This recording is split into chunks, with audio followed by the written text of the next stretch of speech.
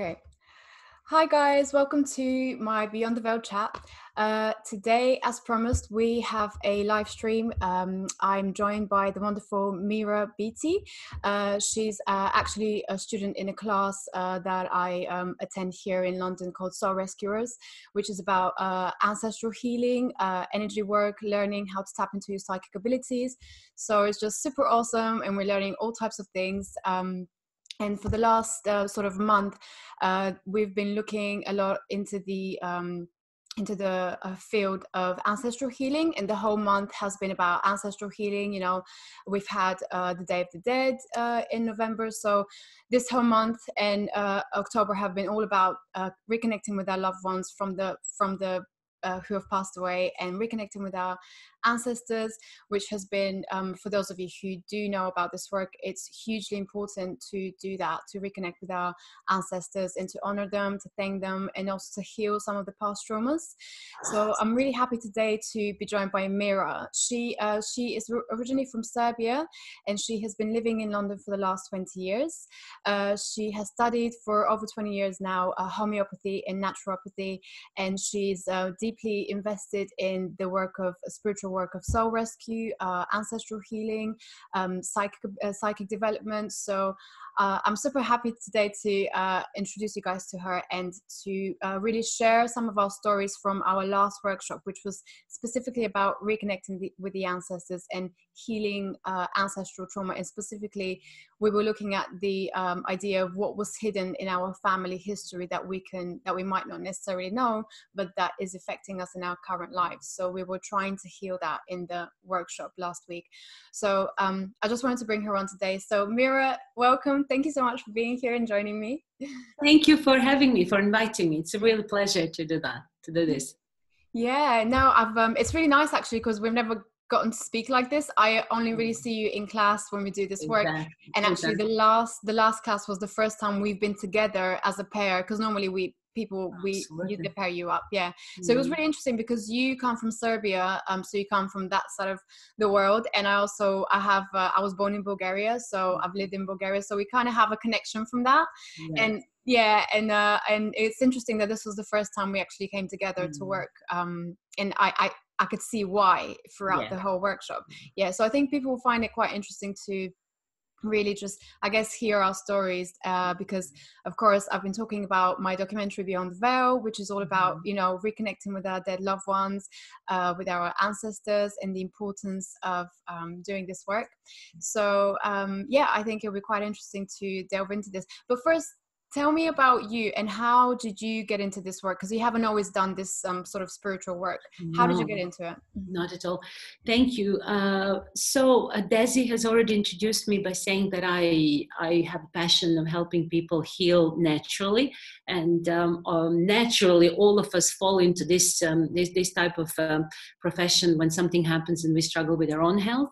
So in my 30s, I had luckily not as serious issues, but at the time it was quite serious because I had a lot of hormonal problems.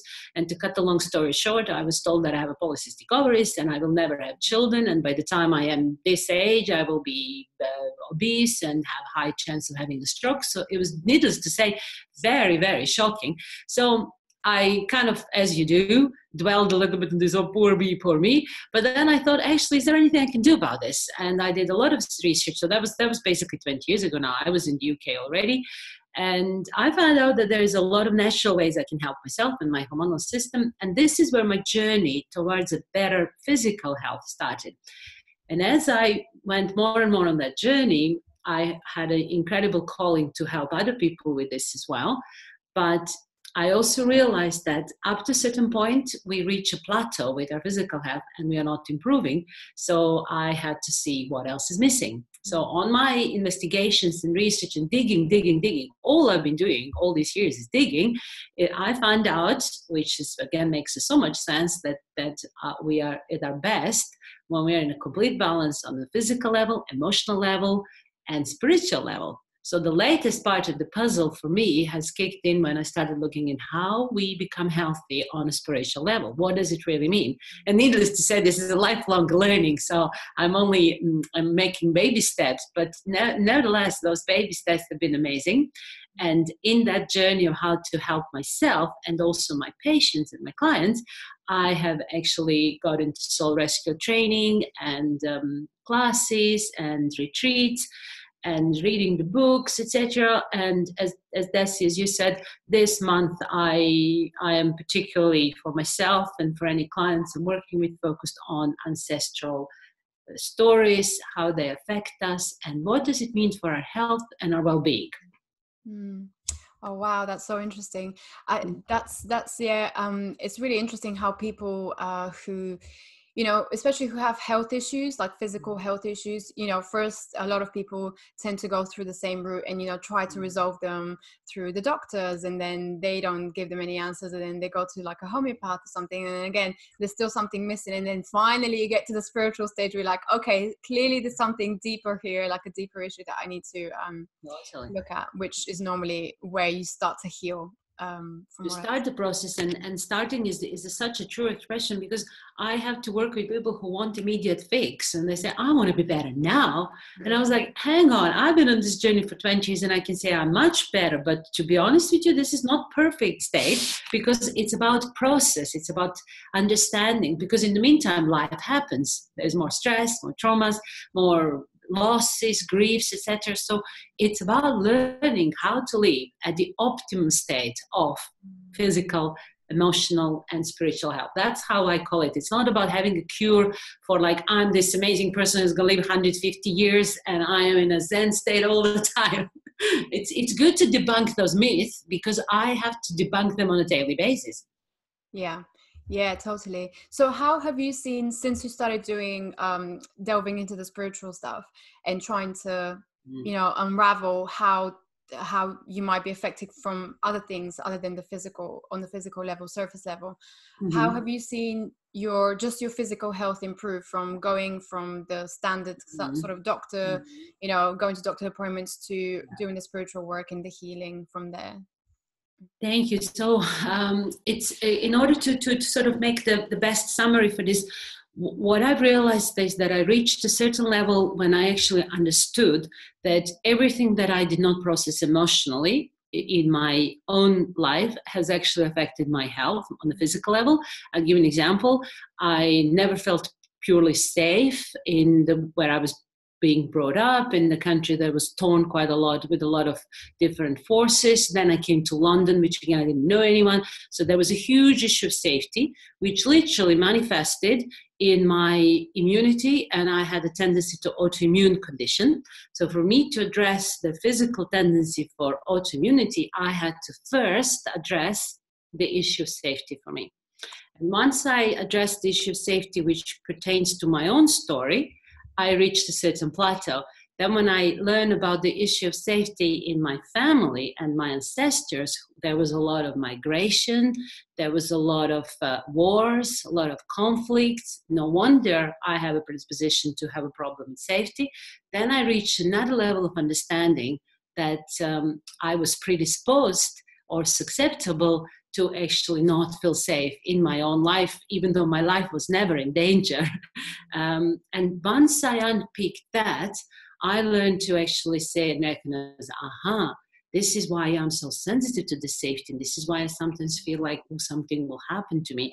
And by processing that, by understanding and by honoring the stories of my ancestors who had to go through that, I have actually removed a huge level of internal, untouchable, but nevertheless a very aggressive force that affected my immunity. So since then, my body has been in a better physical shape. And my to put it in a scientific role, because if we live in a world that wants to prove, the antibodies to my thyroid, because that was the organ that was affected, have actually started improving, which is amazing. Wow. Yeah. That's just one little aspect. Of course, I'm doing things in terms of common sense, the right food that is good for my immune system, the right exercise, etc. But as I said, I have done that before, but haven't reached the improvement on the immunity. But going that step further and unpicking and understanding the safety issue has really helped me on the physical level. Wow, that's really interesting. So how long did it take you to kind of understand that this is what was affecting the... If you don't mind me sharing, it's actually very easy to pinpoint this, because I think I discovered that I had an issue with my thyroid in about 5 years ago, let's say 6 years ago. Then I went a completely sort of a natural route, but only body / a little bit emotions. But then when I joined Soul Rescuers, which was about 2015, from the autumn 2015, which is exactly 4 years ago, I started looking at my inheritance, my ancestors, etc. And this is, I don't know, I mean, it's no coincidence. I don't believe in coincidence. So in 2015, 2016, every time in November, when we were having ancestral classes, I had some accidents or incidents. For example, the first time was I fell down the stairs in my own home and hurt my back on a morning when I was going to our ancestral soul rescue class. I was quite battered, and when that lovely teacher saw me, she said, "What is going on with you?" And I said, "Don't ask me anything." The night before, I had a dream that I'm being shut in a cupboard and I can't speak. So Friday to Saturday before the class, I was shut in a cupboard in a very distressing dream. Probably because of that dream, the following morning I fell down the stairs. I mean, nothing serious happened. So I was completely traumatized. Roll forward, the following year, I had a massive leak in my place, which was so dramatic that I could not stop it. And I had a huge damage in my place, same month. To following this year, when actually some important work-wise and family situations are being resolved this November smoothly, seamlessly. So that work that I have done has helped in my children, myself. I honor my ancestors. There is still, if you don't mind sharing, a little altar here with their photos. And it's still going on, and it's going to go on until the end of November for me. So I started on the 29th of October and finishing on the 30th of November. I know they're happy. We had that class on Saturday, which a lot of things lifted. And I honestly don't see that as a coincidence. My life goes smoother on a level that I can't control since I've started doing this ancestral work. Wow. That's so powerful. Dramatic stories. We were talking about that in Serbia, Bulgaria, lots of dramatic stories, always. Yeah. So do you think there were, in a way, all these accidents that were happening on the day that you were meant to go to the ancestral healing? Do you think it was almost like them maybe protesting that they don't, I don't know. Totally. You see, and this is why it was so poignant to hear about, there is always a hidden aspect for us, because I think you come from a family as well. There wasn't a lot of stories sharing. There was not telling, oh, your great grandmother did this, or your great great great grandfather. I had no idea where I come from. So even these pieces of information that I pieced in the last few years is incredible. No one else in my family has done that work. So I felt that as if I am picking this up in a way that it's not communicable by books or anything. This is communicated in ether, and they're not happy because, unfortunately, being brought up in an area, living in my ancestors in a very conflict area, there were atrocities committed on my family, but there are also atrocities committed by my family. And that is a very tricky thing to bring to the surface. Yeah. And I think they were not proud of the bad stuff that they've done in the past. And this was the thing that I needed to shut up. But what amazing teachers we have, and the cards we used and the connections, all of that can be discovered if I'm just coming to the class, even if I just sit there, which I did. Yeah. Exactly. I think that's behind that. Wow. Yeah, that really resonates with me. And I totally get where you're coming from when you say that in those countries, like in the Balkans, like in our countries, it's very much, you don't talk about these things, you know, they're buried in the past, they stay in the past. No one brings them up because, of course, it's not making anyone look good in the family, or it's bringing a bad name. So it's like, and I don't know if this is in your family as well, even the great achievements are not celebrated. You know, everything is a bit like, yeah, that's fine. Oh, you're amazing. No, that's fine. That goes with saying, oh, we've done some bad stuff. So it's really weird. Yeah. None of that is actually, you know, everything is a bit secretive. Yeah. And secrecy, as we know, is never a healthy way to live life.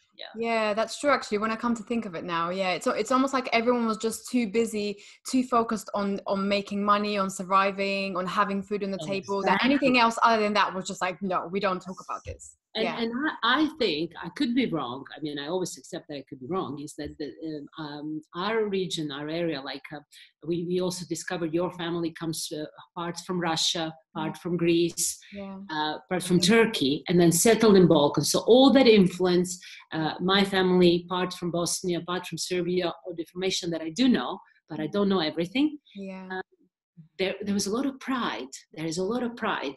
And when you have pride, you are ashamed to admit something that is not right. So pride is a good thing, but not to a large extent. And I think in that way they were conflicted. They could not accept things because they would be very ashamed. But you and I and our siblings have picked that up, even though we haven't done anything particularly bad ourselves. The other aspect that you and I picked up, which I wanted to share because I think a lot of people resonate with, is that in both of our families, there was a changes of religion historically. So if you're happy to share a story about your mom, but I can share a story on my grandfather's side, because that my grandfather's area of time of living was before the Second World War. And I understand there is a huge connection with the church. We come from a same church, Orthodox church, like Russians and Greek. And then the Second World War happened, and then the communism was installed in Yugoslavia, former Yugoslavia, and everyone had to say we are not religious anymore. I mean, that affected my family from my dad's side and my mom's side, especially because he was so close to church. I think he was working in church. Again, we don't know what he was doing, but he was obviously very close to religion and expressing religion. He had to put that under carpet completely. Again, there will be shame, guilt, disappointment. We just, we're full of that. Wow. Yeah. Yeah, totally. Yeah, you definitely felt the whole communist, there was still a communist feel pretty much everywhere in that side of the world, isn't it? And I remember when I was young, when I lived with my grandma at some point, it was very much, you could see that mentality very much stayed with them of, no, we don't talk about this. Everything was very strict, very like, no, it's either this way or no way, there was no in between. There was no, like you couldn't communicate properly with someone like that, because they were so just they only believed what they were told, and that's it. Brainwashed. I basically say brainwashed. And I luckily, and again, this was without words, I had a lovely grandmother from my mother's side who actually, she's actually been amazing. So that is her. And we talked about her on Saturday, Desi. Yeah. She cleverly continued all the traditional Serbian religious celebrations such as Easter, Christmas, all other sort of saints celebration, but she did that in secret. And we grandchildren have seen her, never understood because no one talked about this, but I think she passed on something to us that we now continue and we teach our children, because she knew that hundreds of years of rituals and practices which are honoring our faith, etc., should not just completely disappear. But she had to do that in secret. I'm sure there's lots of families who had to do that across the region. I'm sure in Bulgaria as well. I'm pretty sure. Yeah. There was a lot of that kind of hiding, doing things, undercover. Wow, that's so interesting. So much of your story resonates with me and like my family. So it's really... I know, which is why it's not a coincidence that you and I were a pair that had to go through literally figuring out what is hidden in our family story. Yeah, so just to explain for people, so in the class, what happens is we get paired, but they pick the names in random. You know, you don't know who you're going to be with until someone just picks the names out of a hat. So, but it always happens that your story seems to just resonate perfectly with the other person, like it was with us that day, right? Exactly. Yeah. Wow. Okay, so let's talk about the theme of the day when we were working in the workshop was about trying to unravel a hidden story in our family that we didn't necessarily know about, but that was affecting us. So your one was quite interesting, and again was quite similar to mine. So tell me a bit about what you found out through the class, the readings. Can you just remind me, because I remember that really chameleon card. I think was it something that we were ashamed of, and I had to hide. Yeah, so there was some sort, it seemed like there was a woman who was maybe in a mental asylum, or she Yes, was thank locked you. up. Yes, Yeah. that's it. So again, something that I cannot confirm by any real story, but it resonated with me. It was probably somebody who was telling the truth or being very vocal at the time when this was not seen as appropriate, especially done by women in that region, maybe 18th century, maybe even earlier. And then because of speaking the truth, she was seen as mad and locked in a sort of mental institution. And how that affected me, we discovered, is by me not being always comfortable in telling the truth. So I have to put that kind of like a chameleon face, which is really not truly me. I have to sometimes watch what I say, or maybe not tell the complete truth. And when you consider that I'm working with helping people to live healthily, to have the best job, that can be a very difficult influence for me. So by discovering that story and understanding that potentially I have been past that kind of ancestral worry or a fear from that woman, that makes sense why I sometimes feel uncomfortable saying completely to a client or to even a family member or my daughters how I truly, truly feel, what they should do or not. Yeah. So that was my story. Yeah. Exactly. Yeah. Yeah, because in your own work, there's certain things that you're allowed to say, and there's certain things that you're not allowed to say. Absolutely. So, so that's so similar to the story that we found out in the class, isn't it? So it makes sense. Yeah. And similarly, so my one was okay, yeah. So my one was I had the last laugh. So we were doing cards, right, and card readings, and I had the last laugh and self-created. So the story that came up with that was that there was a woman, it could have been a man, but most likely a woman in my past generation who had spoken out about something, was very vocal or rebelled against something, and she was killed basically for that. Yes, because the last laugh has a axe on it. Axe, which is like foo. So basically, imagine, guys, big mouth and then axe, which means somebody in Desi's family has actually had a big mouth by speaking the truth, and it was completely like woof. Yeah, that was so, and the thing is that really resonated with me because ever since I've started doing this sort of work, and putting it out there, being more vocal about it, there is that part of me that always feels like, oh, maybe I shouldn't say this, maybe I'll get in trouble if I say that. And there's always, and I even feel it in my voice, in my throat. Sometimes I get like this feeling that there's something stuck and I need to get it out. So this story really, it just felt real. It just felt like it was something, there was a deeper hidden issue that was coming from my family that was clearly affecting me now. And it's not ours, it's not Desi's or Mira's, it's actually a story of our ancestors that we inherited through genetics and epigenetics. And now we are feeling like, hang on, why am I so unsure? But this would explain very simply why we feel unsure. Yeah, that was really interesting. And then to fast forward to the healing section. So at the end of the class, we do a healing where, we try to take out some of these energies that are influencing us. So, and I think I just want to mention one thing that our teacher, for example, Natalia, said that it was very important, was that a lot of these stories, they tend to get stuck or stored in the root chakra, the root and the sacral chakra, which are the lower chakras in the bottom. Right, and this is where all those ancestral stories come in, and that's why so many people have problems with that part of their body. So repressed sexuality, repressed fear, being in constant fear. So I guess these are the two areas that get affected the most if you have a lot of those ancestral traumas that are. That's right. Yeah. As you said, lots of sexual problems, lots of extra stress problems, because that's where kidneys are. So it's that kind of continuous latent fears that you just don't even know why you are afraid, but you are, because that's how those stories are passed, and those that affect us on our physical level now. That's right. Yeah. And I think we should share, Desi, hold that thought, because we'll come back to it. We should share the similarity of our stories in terms of the poverty and in terms of the struggle, because a lot of people nowadays, we do live in the material world, and you and I have both been uprooted from the countries where we were born, and we are in England, which is a completely different, culture, completely different attitude to abundance and prosperity.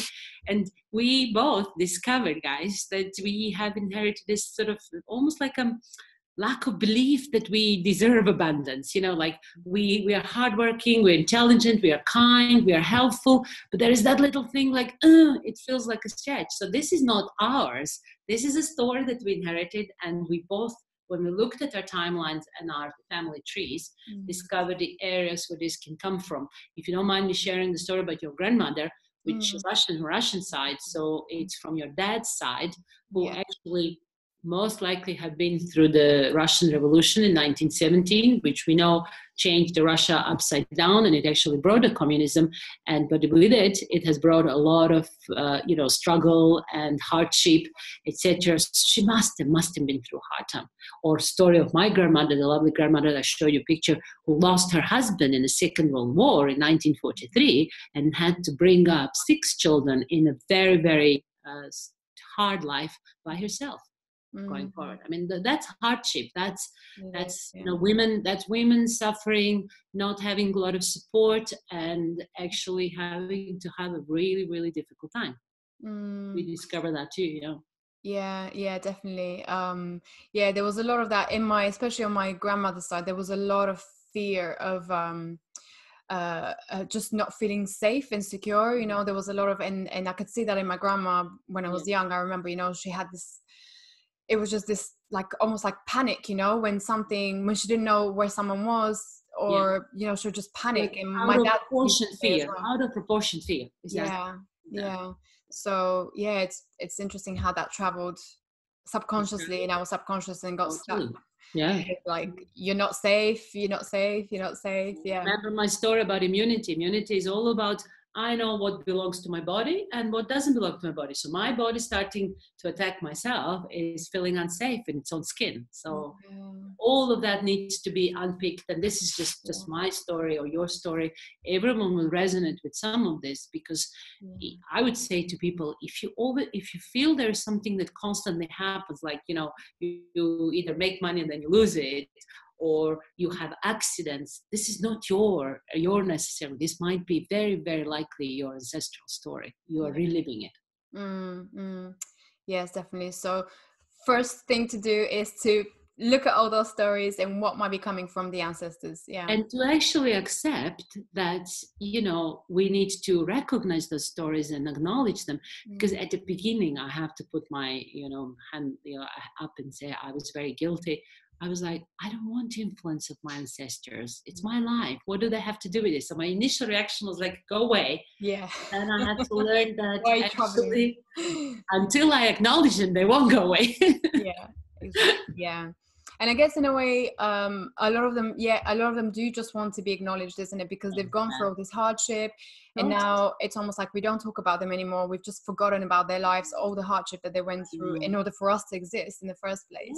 Yeah. So it's kind of like that's all they need sometimes, just to be acknowledged and just to be acknowledge, accept, and let's face it, we wouldn't be here if it wasn't for them. So there is a huge part of us that we have to be grateful for actually having them. So I have to say my life has definitely improved since I started acknowledging, since I started doing forgiveness work on the any bad terrible stories that happen, because I truly, truly, with 100% of my heart, believe that we didn't do historically bad things because we were mean. We did it because we did it out of fear or out of revenge, which you do only from a pain. You don't really become revengeful because something you wake up and say, I'm a meanie, I'm a dark. No, you've been in pain, and then you wanted to make somebody else in pain just to make you feel better. We know it's not the answer, but we are now in the 21st century. They didn't know better a few centuries ago.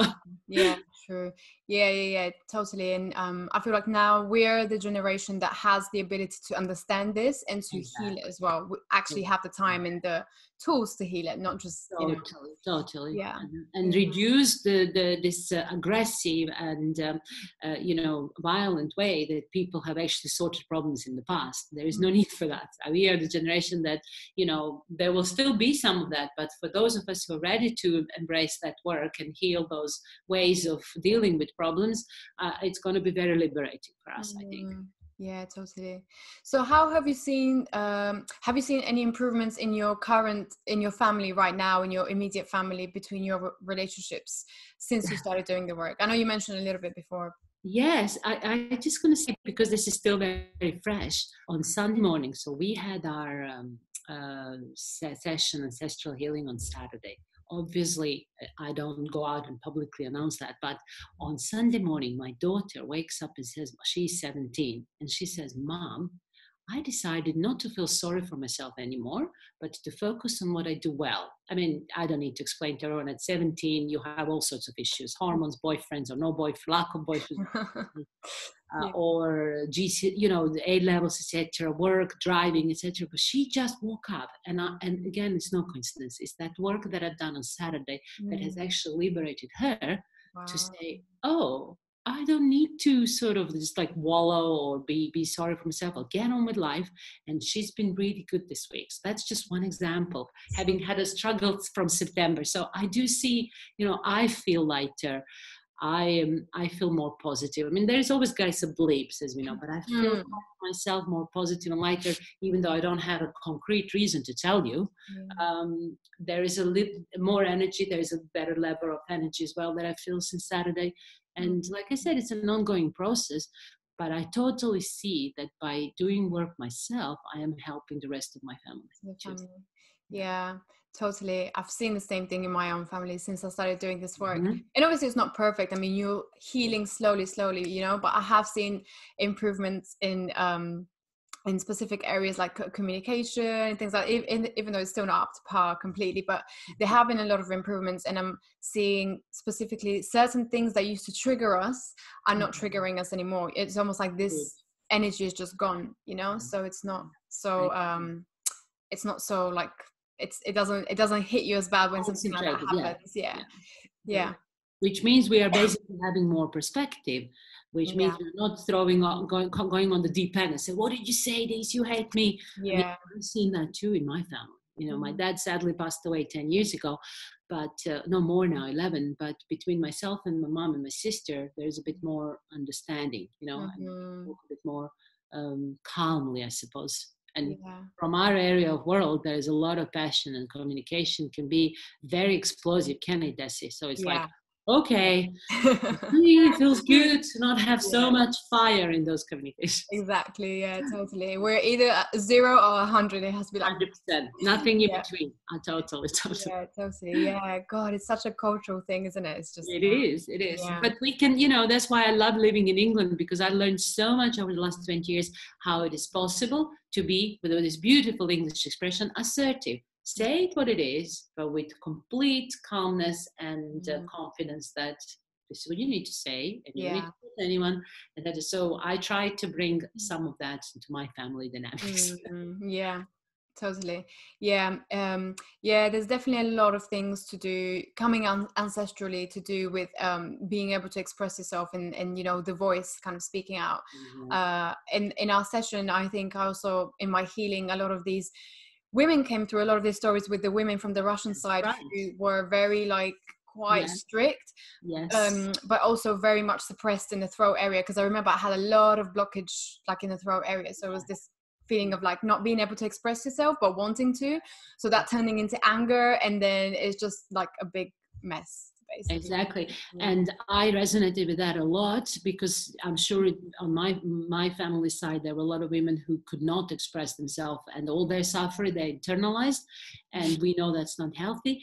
And I had a nice healing about, you see, not feeling sure, like being, ooh, is this the right thing and not to do? And Yeah. I felt since then, there was still some leftover Sunday, Monday, Tuesday, but then from Wednesday this week, I felt, no, this is what I need to do. You know, so a bit more, you know, okay, this is me, because this little voice is inside, you know, us, and that kind of not, you know, not confident in what you're doing is very distressing. Yeah. You know, very distressing. So I felt there was a bit of change since Saturday on that, which is always positive. Oh yeah, because that did come up in your reading as well. There was, I felt like your the aunt who was, you know, in the stuck in the mental asylum or whatever. Yes. I felt like she was trying to pass on a message to say, you know, you need to work on your confidence and you're like feeling good, like secure in yourself. Yeah. Exactly. Yeah, that's really interesting. It is because, you know, with the work I do, just like the work you do, we can actually be seen as crazy, totally, and we can be locked up. The main difference is the confidence and integrity. Do I know who I am? Do I know why I'm doing this? Well, yeah, fine. Then I'm not afraid to be locked up. Yeah, totally. Yeah, I guess it's about owning what you're saying, owning that information, you know, and just knowing that. And also, like, you know, and I know, because I know you now, I've known you for a few years, we do it from the heart. We don't do it to actually, I don't know, become famous or leave some legacy. No, we're doing it from the heart because we are driven by helping people. That is the key. Totally. Yeah, and that's why again, like, I'm doing this documentary because I just feel like the information shared is so important and so key, you know, like if people were to know this stuff just like we're learning it now and we're self-healing ourselves, it can have like such an impact on your life. So but again, that's such a taboo topic, because anything to do with death and reconnecting with dead loved ones is just like, gosh, I know. I think what you're doing is amazing, and what Terry and Natalia are doing is amazing, and we should be spreading the word, because you know, I remember as a child I was so afraid of that because no one was talking about this, but I felt it. You know, you feel it, we all feel it. It's a part of life. It's a natural part of it, but I had it, you know, no one taught me how to deal with this. And it's really, really important we come to, you know, talk more about it, understand the world that was never explained to us, you know. It's really good. No, the work you're doing is absolutely amazing, and may long it continue and being supported by more and more people. I hope so. Thank you, Mira. Something else I wanted to mention, which I thought was really important, was this how you know, there's always sort of one sensitive person in the family that tends to experience, just like you said, you pick up these energies that are around, you know, in the house, from your family, from everyone else around. So I think clearly you are the sensitive one in the family. Clearly you are the sensitive one in the family. That's right. And remember, we were both, you are the youngest of the two sisters and I'm the youngest of the two sisters. Yeah. So maybe it's the youngest person. and remember, we were saying that we felt as young children that we just don't exist. We don't know, we are not seen, we are not heard. And even when we say something, it's just not taking into consideration. That's like the Smiths. Like, who is this? Which little voice is that? I mean, that can actually affect us a lot in, you know, in life. Oh yeah, it definitely did with me. It definitely made me just, I've had issues with like expressing myself and like, why am I not being heard or seen? And I can see that now, which is so good to see it from that perspective. And of course my family didn't know, and it's not like they ignored me completely, you know. It was nothing like that, but it's like, oh, you're still young, you don't know, you know, kind of exactly. No, I was the age when one of my daughters is now, and my mother and my sister didn't tell me that my dad was ill. I mean, but surely I picked up that something is wrong. So it's like literally treating you as if you are not going to be capable dealing with whatever is happening in life. And that's really basically treating you like incapable. Yeah. That must have influenced my confidence a lot. Yeah. And then it makes you lose trust in people, because if they're not telling you the Ooh. truth, then you don't trust them. And then it's like, And also it makes me trust not trust myself. Like, hang on, if they didn't trust me, how can I trust myself? It's a very strange thing. But I think with our sensitivities and with our empathetic, predispositions, we probably annoyed them, and the way to deal with us was like shut us off. yeah. Probably, yeah, that's the part. Totally annoyed them big time. So I have a lot of sympathy and compassion for them, and I. Yeah, of course. Yeah, I mean, they didn't know any better, and of course we didn't. They didn't know any better is the best thing, and just bless them because they just didn't know any better. Yeah, exactly. So what were some of the kind of as a sensitive, did you, I mean, you just normally you internalize these things, but what type of things did you feel? Did you feel people's emotions, or were you able to pick up that? I think my main predisposition is to be empathetic. So if I walk in the room and there is somebody who is in pain, I will probably pick up their pain, either physical or emotional. But to be honest with you, I'm probably more sensitive to emotional pain than I am to physical, because I can actually tell when I speak to somebody if they're telling the truth and say I'm okay. I can actually say, no, you're not okay. But that's where that truth, when do you say it and when you don't say it, because some people don't want to know that they're not okay. So it was those kind of feelings. I could also pick up the dangerous area, which has really served me well. If I walk in an area when people are very violent, I could sense that there will be some violence, and I could actually avoid it. Like, I have not experienced this myself because in London, but there was a lot of that in Serbia. Like when the crowd gets too drunk and the fight can just happen in a second. Feel it in the air. Yeah, I could feel it, and I could actually excuse myself so I don't get into that. So in that sense, it's kind of just really feeling it. I feel things. I don't see things or don't hear things. I feel it. Yeah. I think it's what Natalia calls it, clairvoyant, sentient. Yeah, clairsentient, exactly. Because that's how I feel. And the hardest thing about that is, of course, it's a gift, and I'm always grateful for that. But it's learning how to distinguish somebody else's feelings to my own, and that's where I had to do a lot of work on my boundaries and understanding myself, because if I don't understand myself and my state every day when I wake up, by the end of the day, I may feel many other emotions which are completely not mine. So that is the hardest thing. And I have to say, to be honest, I'm still learning. I'm much, much better than I was. But there are days when I can't tell why I'm feeling what I'm feeling. Yeah, for me, that's been one of the most difficult things to. That's another thing you and I have in common. You feel as well. Yeah. Yeah, I do. And I still have such a hard time telling whether that's mine or whether it's someone else's. It is very tough. It's so annoying. Work on ourselves. It's called self-realization, like realizing exactly at every point of time, how do you truly feel?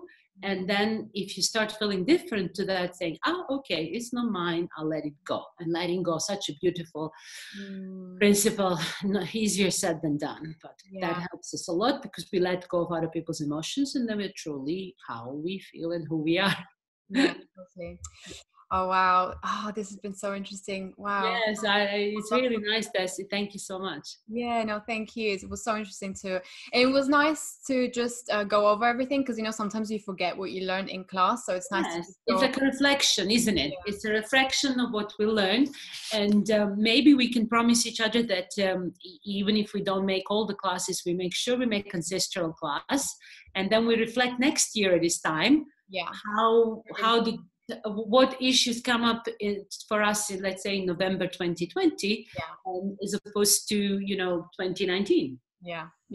What else? Because it's like peeling the onion, isn't it? There is always a new knowledge, new story, new revelation, and it's wonderful, because I think by doing that we are actually helping our ancestors and the rest of the family, because we're sharing those stories. Yeah, totally. Yeah, I completely agree. And you can feel how the energy in the family is just lighter and better, and they're helping rather than hindering. So Exactly. yeah, No, that's yeah. sure. Oh, amazing. Well, if people want to get in touch with you or, you know, connect with you, how Yes. can they, where can they find Yes, you? they can, if they want to learn more about my story and why I do what I do in terms of helping people with their health and vitality, they can visit me on my website, which is www.changeyourlifewithmira, and they can contact me through my website. There is an email there or a contact form.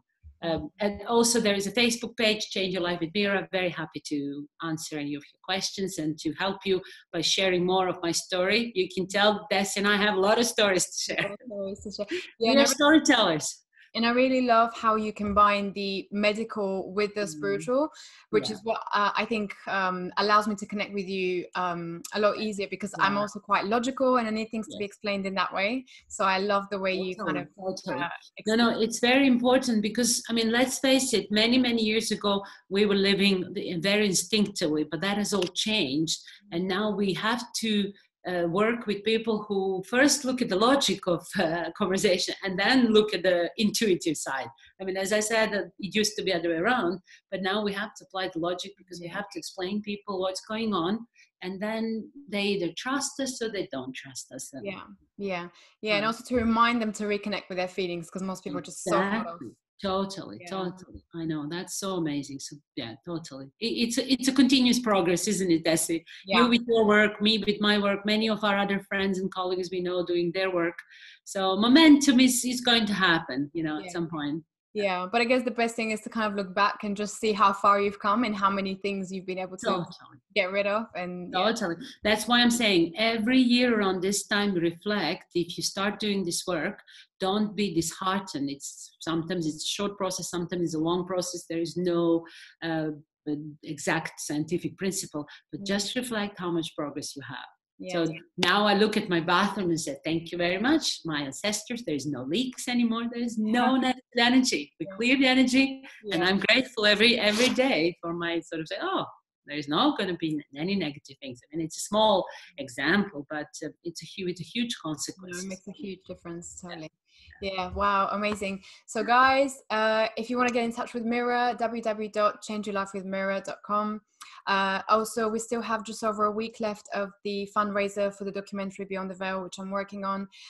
This is my first feature documentary, and again, it will feature a lot of these stories. We talk a lot about life after death, the importance of reconnecting with our ancestors, which we've just witnessed today. So if you can, please donate, share as much as you can, just spread the word, because this is such an amazing topic to discuss and to get into. So thank you so much. Thank you, Mira. Thank you, everyone. Have a lovely weekend. Thank you.